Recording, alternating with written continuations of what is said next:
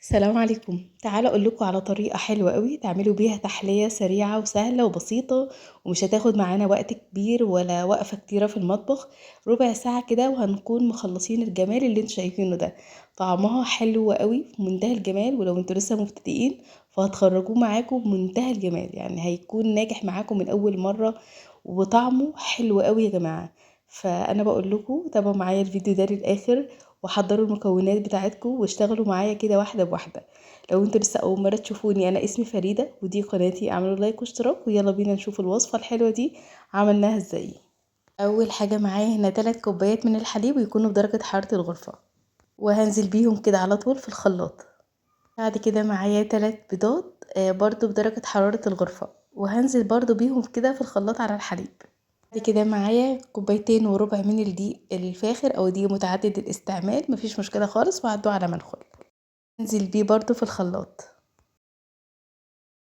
انزل عليهم بمعلقتين كبار من السكر. ممكن تستغنوا عن السكر اللي في العجينة لو انتوا هتحشوا مثلا بنوتيلا او بيستاشيو، اما لو هتسيبوه سادة كده فحطوا السكر.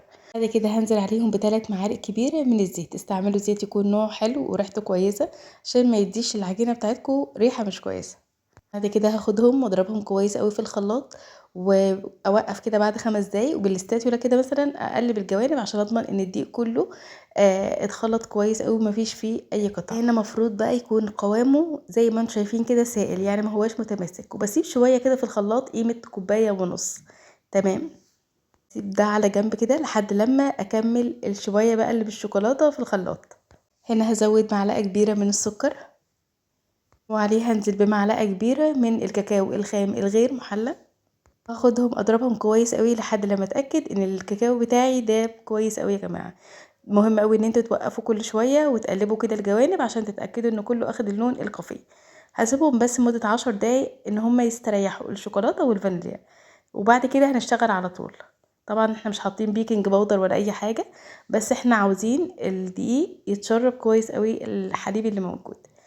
اللي بالشوكولاته بقى بعد ما ارتاح اخدت اي حاجه كده، علب اللي هي بتاعه الصوصات، حاجه يبقى ليها بوزه عشان اقدر ان انا اصب منها. تمام. انا كان عندي دي فحطيت فيها، لو انتوا عندكم اي شفشه او اي كوبايه ليها البوزه الصغننه دي بحيث ان هي تنزل سرسوب كده صغير، استعملوها عادي مفيش مشكله. عاوزه اقول لكم ان انا نسيت ان انا احط قدامكم في الكاميرا الفانيليا، انا حطيتها والكاميرا كانت مقفوله، فحطوا معلقه صغيره سايله. او لو هتستعملوا الباكت اللي هو الظرف الصغيره فاستعملوا 3، يعني كل بيضه ليها ظرف صغير. تمام. انا حطيت معلقه صغيره من اللي هي السايله. جيب بقى طاسه غير قابله للصق كده زي ما انتم شايفين، وجبت منديل عليه نقطه واحده بس من الزيت وبمسحها احتياطي. استعملوا اي طاسه تكون تيفال، جرانيت، سافلون، حديد زهر، المهم ان انتوا ما تستعملوش ألمونيا يا جماعه في الوصفه دي. تمام، عشان هتلزق منكم. بعد كده هجيب بقى العلبه بتاع الصوص اللي انا حاطه فيها خليط الشوكولاته، وهبدا ان انا انزل دايره كده، داير ما يدور حوالين زي الحلزونه كده، بس داير ما يدور بقى لحد لما املى الصينيه بتاعتي كده بنفس الطريقه. ممكن تحسوا ان الموضوع صعب ومعقد، لكن هو سهل جدا، وحقيقي مش هياخد معاكم وقت خالص، لا في تسويه ولا في تحضير ولا في اي حاجه. مجرد ما اللي هو لون الشوكولاته ده يختفي معاكم، او تحسوا ان الميه دي مسكت كده وبقت ماسكه نفسها وخلاص نشفت، يعني مش نشفت اللي هي اتحرقت، لا، تحسوا ان الميه دي خلاص ما عادتش ظاهره قدامكم. هتبداوا بعد كده ان انتوا تضيفوا كبشه او كبشه ونص من الخليط اللي هو الابيض، خليط الفانيليا. مقاس الصينية دي كان 30 سنتي يا جماعة، ممكن تعملوها في مقاس 18، ممكن مقاس 20، لو انتوا عاوزين حجم يكون اصغر من كده. لو طبعا مقاسه اصغر هيفرط معاكم كمية كبيرة. تمام. المهم ان الصينية بتاعتكم تكون غير قابلة للصق. بعد ما وزعنا الخليط كويس قوي، مهم قوي ان انتوا ما تقعدوش تقلبوا فيه لحد لما تحسوا ان العجينة فصلت من على الجدران بتاعة الصينية. لو هي لسه لازقة يبقى لسه مستوتش. تمام. لما تفصل هتبقى سهلة عليكم خالص ان هي تتقلب من غير ما تتقطع ومن غير اي حاجة خالص. امتى ممكن تفصل؟ لما نلاقي اللي هو الخليط السائل الابيض ده خلاص كله نشف وما عادش فيه اي ميه، هنلاقيه من لوحده كده فصل. تمام. بس بشرط ان انتوا تكونوا بتستعملوا الطاسة الغير قابلة للصق. بلاقيها من تحت كده اخدت اللسعة زي ما انتوا شفتوا كده، لسعة خفيفة خالص مش تحمير يا جماعة، عشان ما تنشفش منكم وانتوا بعد كده بتلفوها وما تتقطعش. تمام.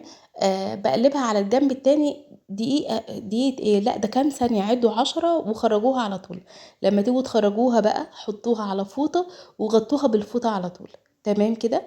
وبكرر بقى على طول نفس الطريقة من غير ما اسيب الطاسة بتاعتي تبرد ولا اي حاجة.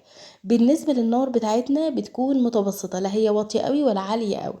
خلاص، المهم عشان النتيجة تطلع معاكم مظبوطة ان انتوا ما تبدأوش تقلبوا فيها لحد لما الجدران بتاعتها تفصل. يا جماعة لو لاحظتوا ان الجنب اللي هناك ده قبل ما يفصل اتقطع مني حته عشان كنت عاوزه اقلبه غصب عنه. تمام. وبعد كده بقلبه على طول، لو حته اتقطعت منكم عادي مفيش مشكله، كل ده هيتدارى. وبعد كده بشيله على طول وبخلص كل الكميه بتاعتي بنفس الطريقه.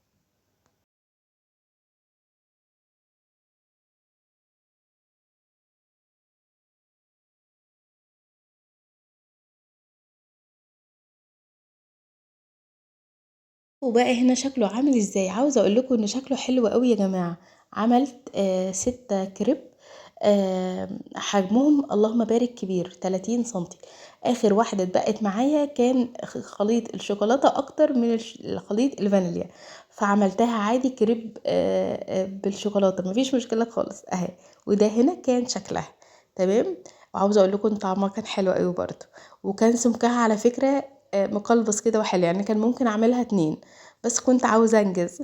تمام كده. هحضر بقى الحشوة بقى اللي تفضلوها وتحبوها، ممكن كندر، ممكن نوتيلا، ممكن بيستاشيو، كريمة بيضة، يعني المتاح عندكم. باخد بقى اول واحدة كده من الكريب، والجزء اللي هو فيه تحميرة خفيفة هو بيكون وشه للسطح الرخامة، لان ده هيكون شكله بقى بعد كده. وبجيب الاطراف كده بتنيها تانية خفيفة، ومعلقة واحدة بس مش مليانة كمان من النوتيلا، وببدأ ان انا افرد فيها كده، افردوا فيها بالراحة عشان ما تقطعوش الكريب بتاعك. ومعلقة واحدة يا جماعة كفاية، يعني مش قليلة ولا اي حاجة، ما تحطوش معلقتين وما تزودوش، انا عارفة. تمام. سواء نوتيلا او بيستاشيو او كندر او فستق او اي حاجة هتحطوها مفيش مشكلة يعني، بس ما تكتروش. خلاص. طيب يا فريدة، عاوزين نسيبه سادة مع شوية عسل او صوص شوكولاتة كده رش على حاجة بسيطة خالص مع فواكه، فما فيش مشكلة، ممكن تسيبوه سادة وتلفوه بنفس الطريقة وتحطوا عليه صوص شوكولاتة كده خطوط رفيعة، وتقطعوا مثلا جنبه موز، فراولة، مانجا، المتاح عندكم. تمام. بعد ما دهنت كده النوتيلا، ببدأ ان انا الفه كده زي الساندوتش. شوفوا بقى شكله عامل ازاي، رهيب يا جماعة، شكله حلو قوي وحقيقي في الكاميرا مظلوم. كمل الكمية بقى بتاعتي كلها بنفس الطريقة. هعمل واحدة كمان معاكم. بجيب الجوانب كده جنبين بس، بتنيهم كده زي ما انتم شايفين، وبجيب معلقة كبيرة من النوتيلا او اي حشوة زي ما احنا متفقين، وادهنوا بقى بالراحة. شفت القطعة اللي موجودة دي وانا بوريها لكم ساعة التسوية، وانا بقول لكم قلبوا بالراحة وما تقلبوش الا لما الجوانب تفصل يا جماعة. تمام. ادهنوا بقى كده كريمة كويس، بس ما تروحوش قوي عند الاطراف. تمام. عشان لما تاخد حرارة الجو ما تسحش وتطلع بره. تمام كده. وبلفها كأني بلف سندوتش كده رول على طول، وبحطها بقى بالجمال ده، وهخلص كل الكمية بنفس الطريقة. شوفوا لي بقى الجمال، شكلها عامل ازاي، رشه كده من السكر البودر، وممكن ما تحطوش اي حاجه، وممكن تحطوا عليها خطوط من الشوكولاته، خطوط من البيستاشيو، وتسيبوها ساده برضو، هي اصلا طعمها حلو لوحدها وهتخلص معاكم على طول. والله يا جماعه عملتها وخلصت معايا في نفس الساعه اللي انا حضرتها فيها، بجد رهيبه. عايزين بقى تمسكوها كده كأنكم ماسكين سندوتش وتاكلوها بألف هنا لكل اللي هيجربها. عاوزين شوكة وسكينة كده، وحاسة ان هي لازم شوكة وسكينة وسموا الله كده، وبجد طعمها حلو قوي يا جماعة. صدقوني هتعملوها وهتعجبكم وهتعجب ولادكم جدا. الوصفة بتاعتنا كده خلصت. اتمنى من كل قلبي الوصفة تعجبكم، ولو حاسين ان هي حلوة اعملوا لايك واعملوا اشتراك، واكتبوا لي في التعليقات حضرتوها ولا لسه. اشوفكم على خير ان شاء الله في فيديو جديد. مع السلامة يا حلوين.